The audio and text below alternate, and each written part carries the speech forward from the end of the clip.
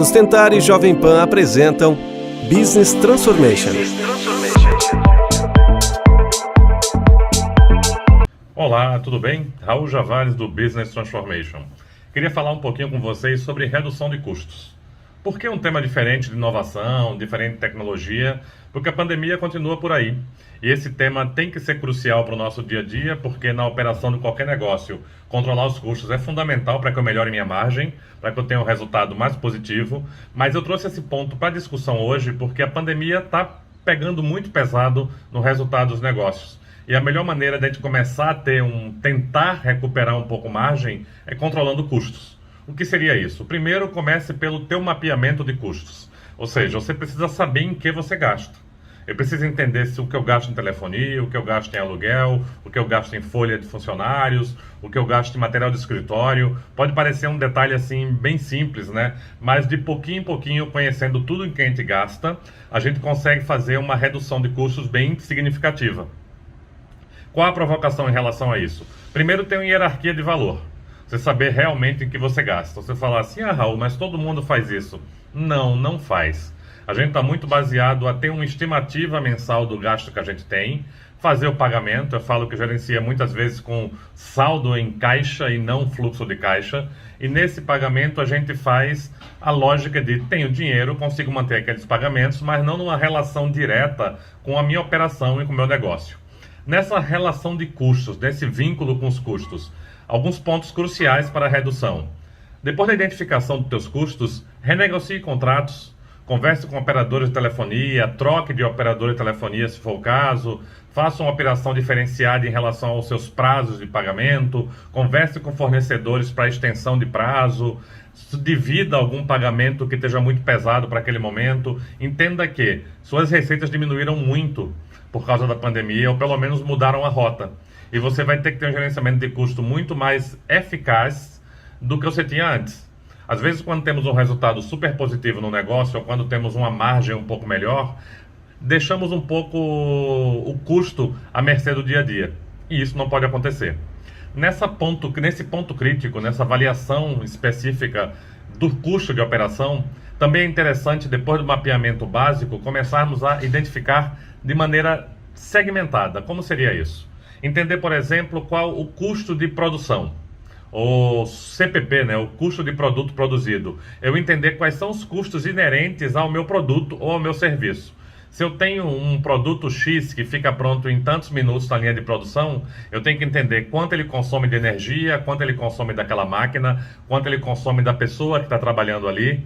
Eu vou ter que entender mão de obra direta, mão de obra indireta. São alguns indicadores que te ajudam ao teu custo real por produto.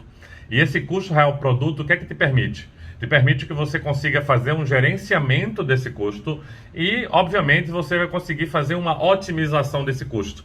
Essa otimização te faz um ganho enorme no sentido produção. Por que esse ganho enorme? No momento que eu começo a construir um mapa de custos e entender quanto custa produzir o que eu entrego, seja serviço ou produto, eu consigo otimizar essa produção para que eu tenha redução de custo. Isso vai desde jornada de trabalho, a custo de matéria-prima, a novos fornecedores de matéria-prima, a renegociação de valores, ao tempo de locomoção, a hora de serviço, o que seja.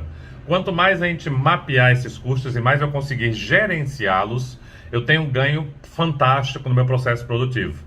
Então a gente trabalha muito até em duas visões. Eu trabalho sobre o CPP, que é o custo de produto produzido, ou seja, a produção em si para a entrega do produto pronto, e sobre o CPV, que é o custo de produto vendido. Nesse ponto eu vou entrar os custos que eu tenho com marketing, o custo que eu tenho com divulgação, o custo que eu tenho com processo comercial.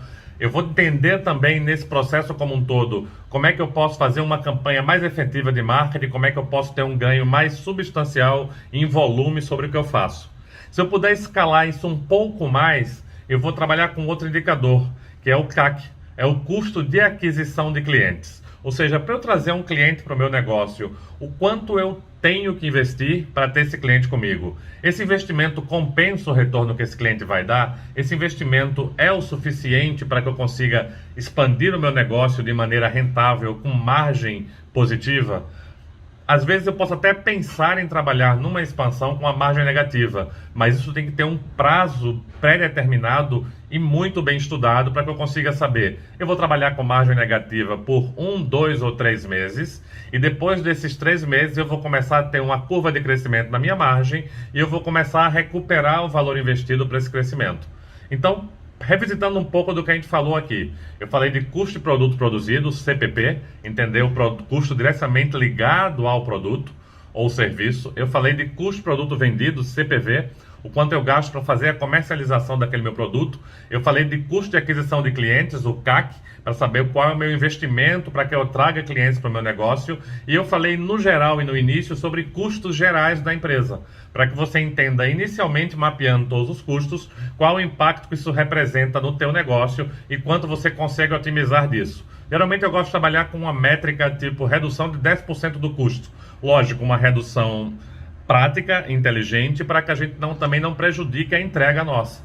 Mas é importante definir algumas metas e a gente consiga definir um prazo para essa redução. 1 mês, 2 meses, 1 semana, o que for melhor para vocês. Como geralmente trabalhamos com horizonte de fechamento mensal, geralmente eu trabalho com prazo de 1 mês para essa redução. Sucesso nos negócios, espero que tenha sido bem útil e vamos superar essa pandemia. Forte abraço.